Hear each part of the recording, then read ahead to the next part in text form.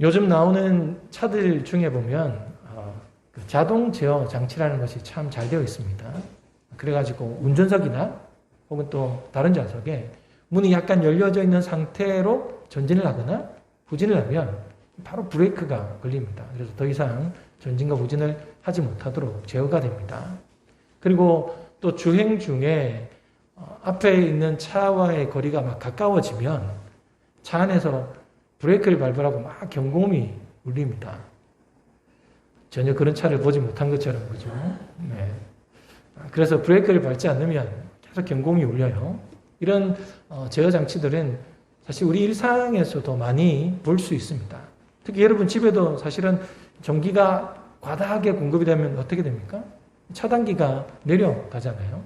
그리고 또 빌딩의 출입문 중에 회전문이 있으면 그 회전문을 가까이 가게 되면 갑자기 멈췄습니다. 왜 그렇습니까? 끼이는 사고를 방지하기 위해서 자동적으로 제어하는 기능이 거기에 있기 때문이죠. 이처럼 우리 주변에는 이 자동으로 제어하는 기능들이 알고 보면 참 많습니다. 이 바라기는 우리 신앙에도 이런 제어 시스템이나 안전장치가 있어서 자동으로 제어가 되고 바르게 신앙생활 할 수 있도록 한다면 참 얼마나 좋을까요? 근데 여러분 사실 알고 보면 이런 장치들이 사실 우리에게 있는 거예요. 만약에 우리가 정말 우리 신앙의 자동 제어 장치가 우리에게 있어서 기도할 때 기도를 평상시에 잘 안 하면 귓가에 계속해서 기도하라 경고음이 울린다거나 아니면 매일 읽어야 되는 성경을 읽지 않고 밥을 먹으면 목구멍이 턱 막히거나 아니면 또 내가 못된 생각을 계속 하고 있으면 갑자기 머리가 하얘지거나 아니면 내가 못된 행동을 하면 몸에서 마비 증상이 막 일어나면 참 얼마나 좋을까요? 그죠?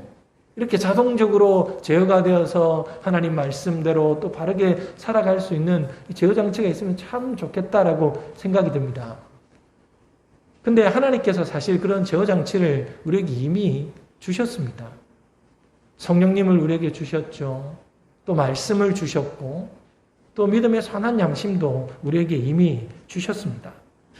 그런데도 우리는 그런 장치가 작동될 때마다 무시하고 따르지 않고 살아가다 보니 정말 이제는 그런 제어 장치가 있는지 없는지조차도 모르면서 무감각하게 살아가게 되고 또 길을 잃고 방황하게 되는 경우가 많습니다. 자, 그래서 빌립보서 2장에 보면 이런 말씀이 있습니다.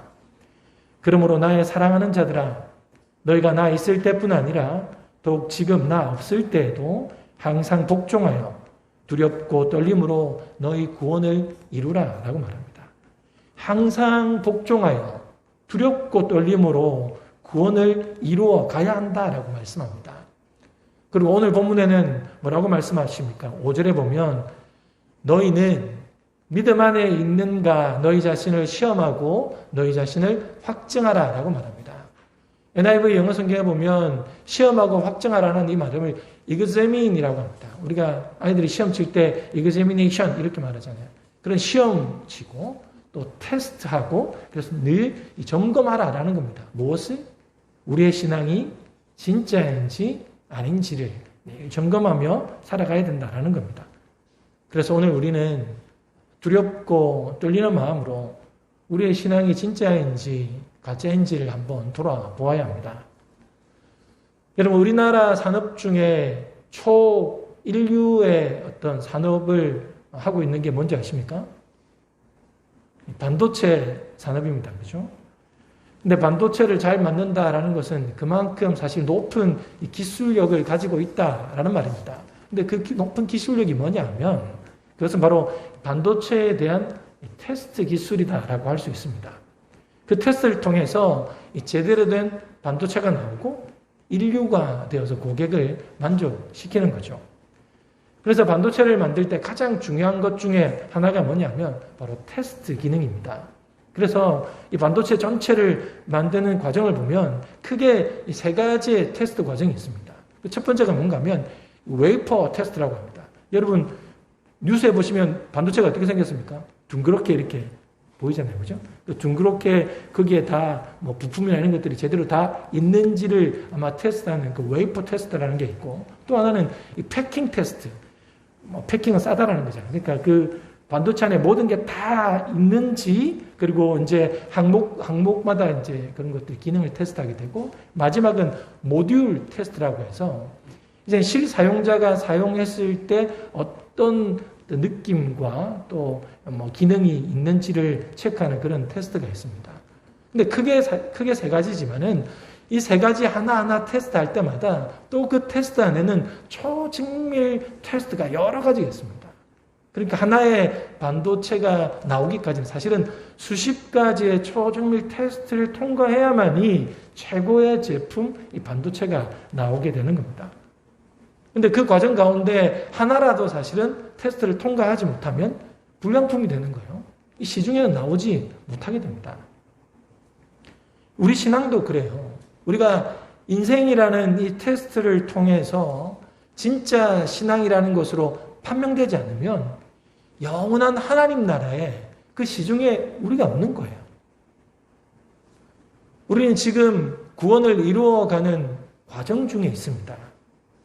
다 이룬 게 아니에요. 그럼 과정 중에 있다라는 말은 뭐냐면 중간중간에 낙오자가 생길 수 있다는 거고, 실패자가 생길 수 있다는 것이고, 세상을 향해 가버리는 사람도 생길 수 있다라는 겁니다. 오늘 5절 말씀을 세 번역으로 제가 한번 읽어보겠습니다. 여러분은 자기가 믿음 안에 있는지를 스스로 시험해보고 스스로 검증해 보십시오. 여러분은 예수 그리스도께서 여러분 안에 계시다는 것을 알지 못합니까? 모른다면 여러분은 실격자입니다. 자, 우리가 믿음 안에 있는지 점검해 보니까 난 믿음 안에 있지 않는 것 같아요. 그럼 뭡니까? 바로 실격자다라고 그렇게 말하고 있습니다. 디모데후서 4장에도 보면 이런 말씀이 나옵니다. 바울이 이 디모데에게 아주 간절함으로 보냈던 편지입니다. 너는 어서 속히 내게로 오라. 데마는 이 세상을 사랑하여 나를 버리고 데살로니가로 갔다. 바울이 외롭고 힘든 거예요. 근데 그 와중에 데마라는 사람도 하나님을 버리고 떠나갔으니 얼마나 슬픈 일입니까? 데마는 세상을 사랑하여서 믿음을 저버린 겁니다. 이런 사람은 가짜인 거예요. 디모데전서 1장에도 이런 말씀이 있습니다. 믿음과 착한 양심을 가지라. 어떤 이들은 이 양심을 버렸고 그 믿음에 관하여 파손하였느니라.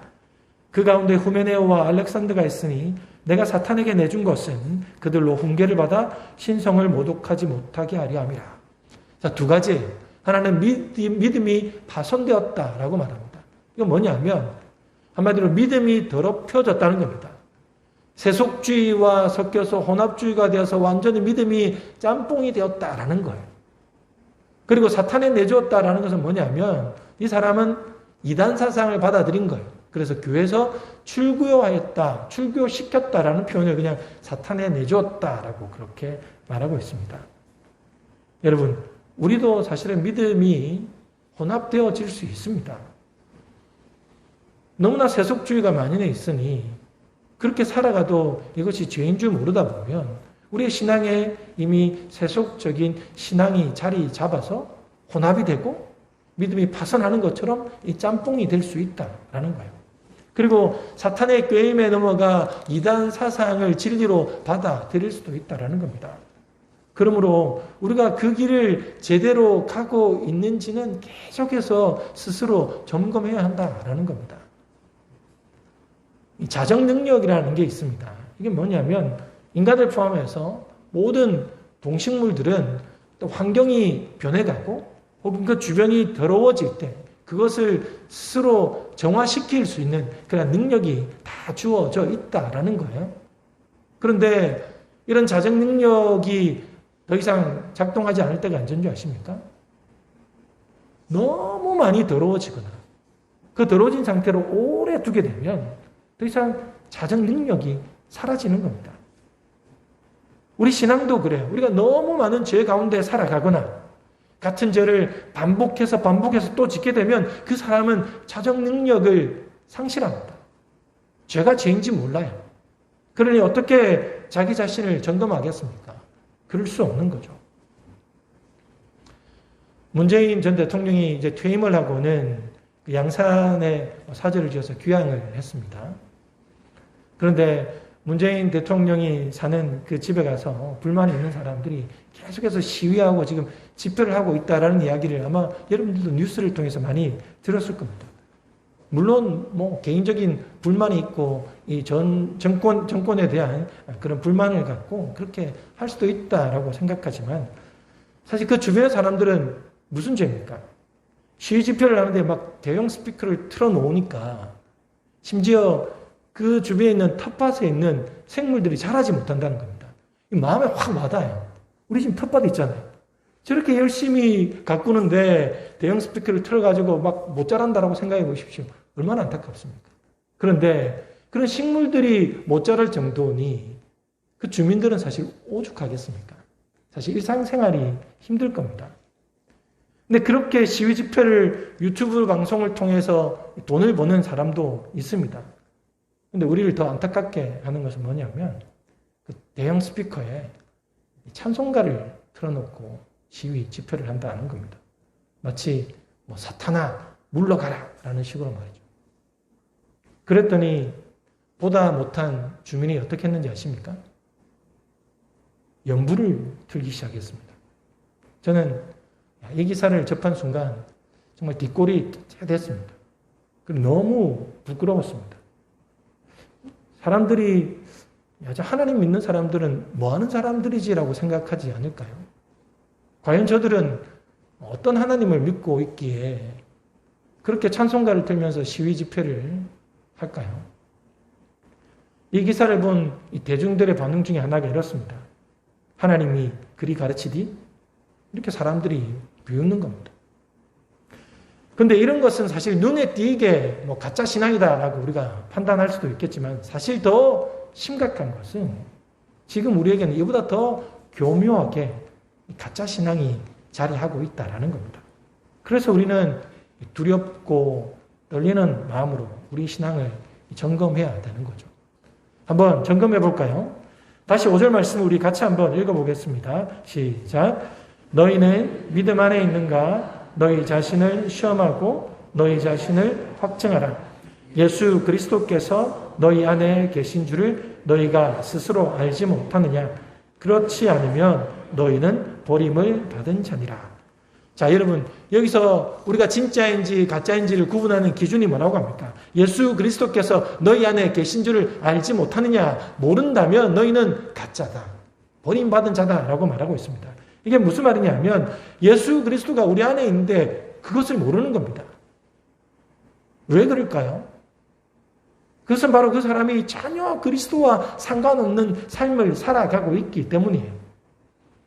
그리고 예수 그리스도께서 내 안에 있는지를 점검하는 것은 그야말로 예수님을 주인으로, 구세주로 온전히 영접했는지, 그 주인의 말씀에 순종했는지를 보면 알게 된다라는 거예요. 요한복음 3장 3절과 5절의 말씀입니다. 사람이 거듭나지 아니하면 하나님의 나라를 볼 수 없느니라.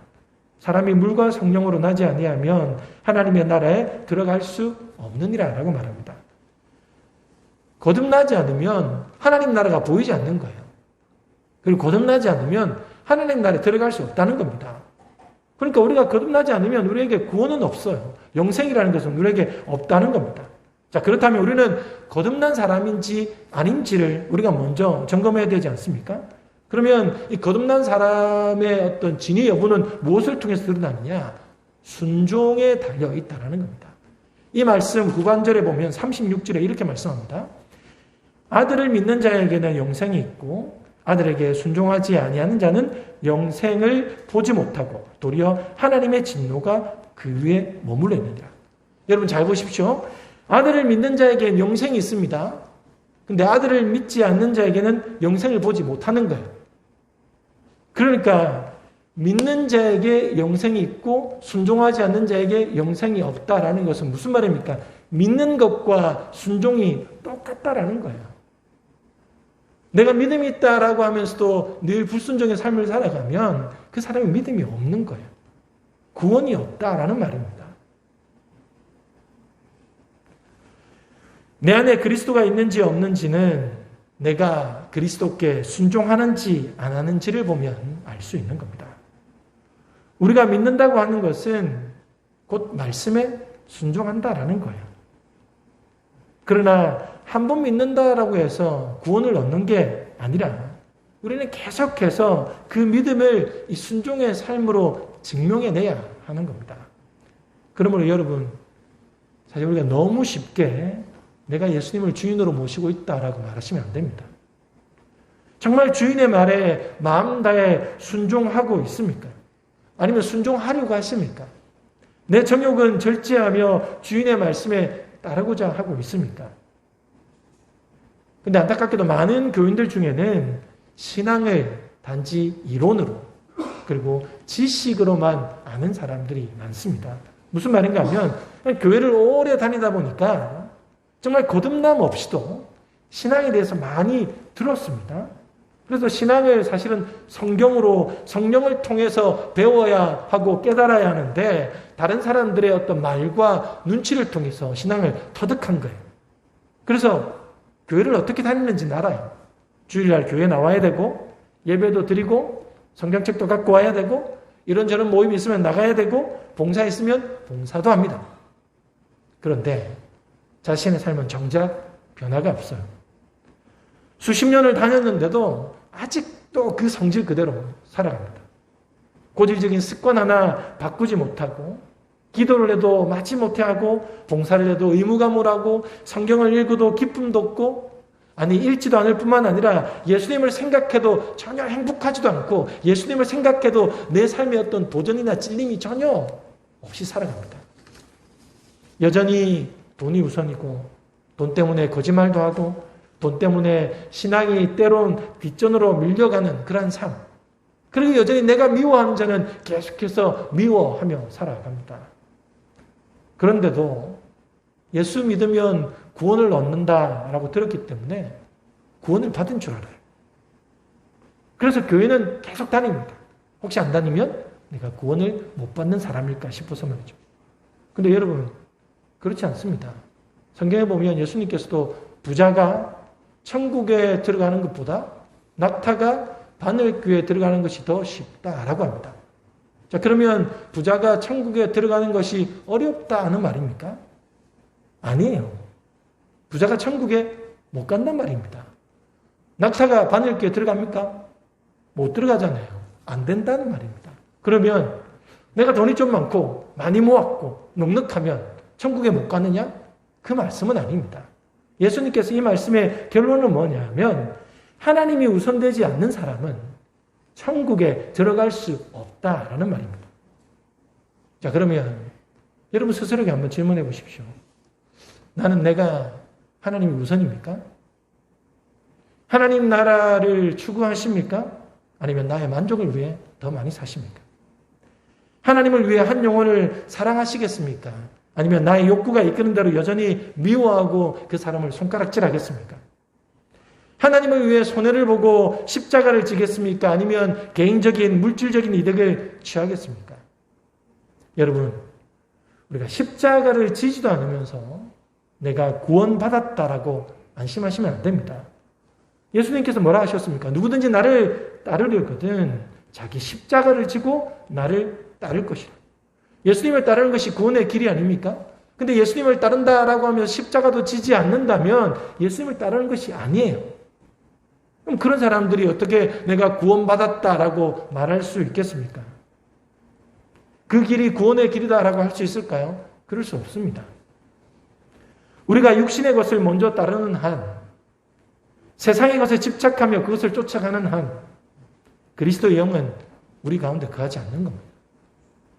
로마서 8장에도 이런 말씀이 있습니다. 육신의 생각은 사망이요 영의 생각은 생명과 평안이니라. 육신의 생각은 하나님과 원수가 되나니 이는 하나님의 법에 굴복하지 아니할 뿐 아니라 할 수도 없느니라. 육신에 있는 자들은 하나님을 기쁘시게 할 수 없다라고 합니다. 여러분, 우리가 하나님이 기쁘실 만한 일을 하지 않는 것, 하나님의 법에 복종하지 않는 것, 때로 우리 가운데 참 평안이 없는 것, 그것은 우리가 육신에 속해 있기 때문입니다. 그것은 아직도 예수님이 나의 주인이 아니기 때문입니다. 예수님 말씀이 그런 거예요. 오늘 5절이 그렇습니다. 예수 그리스도께서 너희 안에 계신 줄을 너희가 스스로 알지 못하느냐? 그렇지 않으면 너희는 버림을 받은 자니라. 그래서 여러분, 우리는 내 안에 있는 그리스도의 영에 순종해야 하는 겁니다. 그분의 말씀에 복종하며 살아가야 하는 겁니다. 자, 그리고 두 번째로 우리의 신앙이 진짜인지 가짜인지를 어떻게 점검하느냐? 열매를 통해 아는 겁니다. 오늘 5절 말씀을 메시지 성경으로 제가 한번 읽어보겠습니다. 여러분 자신을 스스로 점검해 보십시오. 여러분은 자신이 믿음 안에서 흔들림이 없는지 스스로 확인해 보고 모든 것을 당연한 것으로 여기며 적당히 지내는 일이 없게 하십시오. 여러분에게 필요한 것은 예수 그리스도께서 여러분 안에 계신다는 전에 들은 이야기가 아니라 예수 그리스도께서 여러분 안에 계신다는 직접적인 증거입니다. 그 증거가 있는지 시험해 보십시오. 자, 직접적인 증거가 있는지 한번 시험해 보십시오. 무슨 말입니까? 열매가 있는지 없는지를 한번 보라는 겁니다. 내가 진짜 그리스도인이라면 나를 통해 그리스도의 열매가 나타난다는 겁니다. 그렇지 않더라도 내가 열매 맺기 위해서 꾸준히 예수 그리스도께 접붙여 있는 삶을 살아가려 한다는 겁니다. 그래서 요한복음 15장에 보면 예수님께서 이렇게 말씀하세요. 나는 포도나무요 너희는 가지니 저가 내 안에 내가 저 안에 있으면 이 사람은 과실을 많이 맺나니 나를 떠나서는 너희가 아무것도 할 수 없음이라. 예수님께서 내 안에 있다면, 내가 예수님 안에 있다면 열매를 맺지 않을 수 없다라는 겁니다. 자, 그럼 반대로 내게 열매가 없다면 나는 예수 안에 있습니까? 예수와 접붙여 있습니까? 그렇지 않다는 겁니다. 예수와 접붙여 있지 않는 사람이 구원을 논할 수 있을까요? 그럴 수 없다는 겁니다. 오늘 본문 7절 말씀을 제가 세 번역으로 한번 보겠습니다. 우리는 여러분이 악을 저지르지 않게 되기를 하나님께 기도합니다.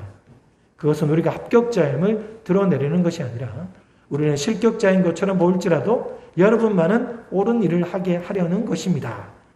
자, 여기에 보면 합격자라는 말이 나오죠. 누가 합격자냐? 결국은 악을 저지르지 않는 자다라는 것을 말합니다. 여러분, 우리가 죄를 짓지 않을 수 없지만은 우리는 계속해서 죄를 멀리하고 악을 미워하는 삶을 살아가는 것을 말하는 거예요. 넘어질 수 있죠. 웅덩이에 빠질 수도 있습니다. 하지만 그래도 나는 거룩의 삶을 계속해서 추구하는 거예요. 그런 삶에 바로 열매가 있다라는 겁니다. 그래서 우리가 열매를 맺으며 그분으로 말미암아 변화의 삶이 있다면 그것은 진짜 신앙인 겁니다. 내가 예수님을 만났다고 하면서도 여전히 변화도 없고 또 열매 하나 없는 삶을 살아간다면 우리는 진지하게 고민해야 되는 거예요. 그렇게 교회 다녀서도 안 되고 그렇게 신앙생활해서도 안 되는 겁니다. 여러분, 우리가 한번 내가 믿는다라고 고백했다고 해서 구원이 이루어진 게 아닙니다. 우리는 남은 인생을 테스트를 거쳐서 구원에 이루어 가야 하는 인생이에요. 그래서 바울도 이렇게 고백했습니다. 내가 이미 얻었다 함도 아니요 온전히 이루었다 함도 아니라 오직 내가 그리스도 예수께 잡힌 바 된 그것을 잡으려고 달려가노라. 우리에게 믿음이라는 것이 선물로 주어졌다면 이제는 그 믿음을 지켜내는 것이 우리에게 남아있는 과제라는 거예요. 말씀이 여러분에게 들려지면 그 말씀을 인내를 가지고 살아내는 것이 우리의 과제라는 겁니다. 예수님의 씨 뿌리는 비유에서도 보면 잠깐 믿다가 믿음이 사라진 사람들, 말씀을 들었다가 빼앗기거나 전혀 결실을 맺지 못한 사람들의 특징이 그게 나오는 겁니다. 바로 유혹 앞에 넘어간 사람, 돈을 탐한 사람, 염려가 지나치게 많은 사람, 인생의 즐거움을 더 쫓아간 사람들, 그들은 말씀이 자라지 못하니 열매 또한 맺히지 않는 겁니다. 믿음을 지켜나가는 것, 구원을 이루어가는 것, 열매 맺는 삶, 이 모든 것이 말씀을 떠나서는 있을 수가 없습니다. 그래서 내 삶에 말씀이 없으면 구원이 저 멀리 있는 것이나 다름이 없습니다. 여러분, 삭개오는 예수 그리스도를 만나기 전까지는 그는 어떻게 인생을 살아야 될지 정확한 해답을 찾지 못했습니다. 그래서 마음이 원하는 대로 세상을 쫓아 살아갔던 겁니다. 어떻게 하면 돈을 더 많이 벌 수 있을까라는 생각으로 자기 민족에게, 자기 동네 사람들에게 양심을 버린 채 돈을 갈취하던 사람이었습니다. 그런 그가 자신이 모았던 돈을 토해낸다는 것은 이제까지 자신의 삶을 부정하고 회개하는 것이고 자신의 가장 지불을 드러내고 도려내는 행위였던 겁니다. 뼈를 깎아내는 결단이었던 거예요. 왜냐하면 자신이 가장 잘 넘어지는 부분, 치명적으로 약한 부분에 대한 그런 결단이 없이는 구원도 없으며 믿음이 지켜지지 않기 때문입니다. 돈에 대한 집착으로 채워지지 않는 욕구를 채워가던 그가 예수님을 만나면서 인생의 참 진리가 무엇인지를 깨달았던 겁니다. 예수님이 자신을 삭개오야라고 부르실 때 그는 깨달았습니다. 얼마나 잘못된 삶을 살았는지. 그래서 삭개오는 예수님을 그야말로 벅찬 감정으로 맞아들입니다. 영어 성경에 보면 정확한 표현으로 삭개오는 즐거워하고 영접했다. 흥분하여서 예수님을 기뻐 맞이하였다라고 성경은 기록합니다. 참 진리를 만났기 때문이죠. 자신을 괴롭혀왔던 인생의 문제가 해결되는 순간이었기 때문입니다. 여러분, 하나님은 늘 우리를 삭개오처럼 부르십니다. 아들아, 딸아. 우리를 부르실 때 여러분 온전히 영접하실 수 있기를 바랍니다. 어쩌면 우리 중에는 이미 삭개오와 같은 그런 결단을 통해서 예수님을 영접하셨을 겁니다. 그러나 중요한 것은 그 후에 어떻게 살아가고 있느냐라는 겁니다. 여전히 하나님을 쫓아 살아가고 있습니까? 그리스도를 나의 주님으로 받아들이고 그리스도와 연합한 신앙인이 고통이나 손해 없이 평상시에 어떤 삶의 방식을 바꾸어가는 그런 수고 없이 과연 그리스도를 주님이라 하고 따라갈 수 있을까요? 정말 참 진리임을 깨달은 사람은 자신의 재산을 팔아서 보물이 감추인 밭을 샀던 농부와 같은 삶을 살아가게 되는 겁니다. 그런 사람에게 믿음의 열매가 맺혀지는 것이 아니겠습니까? 그러므로 여러분, 우리가 교회를 오래 다녔다라고 해서 하나님의 자녀가 아닙니다. 그리스도인이 아닙니다. 그리스도가 내 안에서 내 삶의 주인이 되시며 변화되어 가는 것이 그리스도인입니다. 그래서 여러분, 오늘 정말 제 자신과 또 여러분에게 묻고 싶습니다. 나는 정말 진짜인가? 가짜인가? 살아있는 그리스도인인가? 내게 열매가 있는가? 말세를 살아가는 이 시대에 너무나 혼탁해져 버린 이 세상에서 살아가는 우리가 진리와 너무 멀어진 것은 아닌가 하는 두려움이 늘 제 안에 있습니다. 가짜의 현혹된 신앙으로 살아가는 것은 아닌가 하는 두려움이 있습니다. 오늘 읽었던 이 본문을 메시지 성경으로 다시 한번 읽고 오늘 말씀을 마무리하고자 합니다. 여러분, 자신을 스스로 점검해 보십시오. 여러분은 자신의 믿음 안에서 흔들림이 없는지 스스로 확인해 보고 모든 것을 당연한 것으로 여기며 적당히 지내는 일이 없게 하십시오. 여러분에게 필요한 것은 예수 그리스도께서 여러분 안에 계신다는 전에 들은 이야기가 아니라 예수 그리스도께서 여러분 안에 계신다는 직접적인 증거입니다. 그 증거가 있는지 시험해 보십시오. 부디 모든 것을 당연한 것으로 여기지 마시고 적당히 신앙생활을 하려 하시고 지속적으로 우리를 시험하고 확정하여서 실격자가 아닌 낙제자가 아닌 파손된 신앙인이 아닌 진짜 신앙으로 살아가는 마지막까지 예수 그리스도를 주님으로 모시는 저와 여러분 되기를 주님의 이름으로 축원합니다.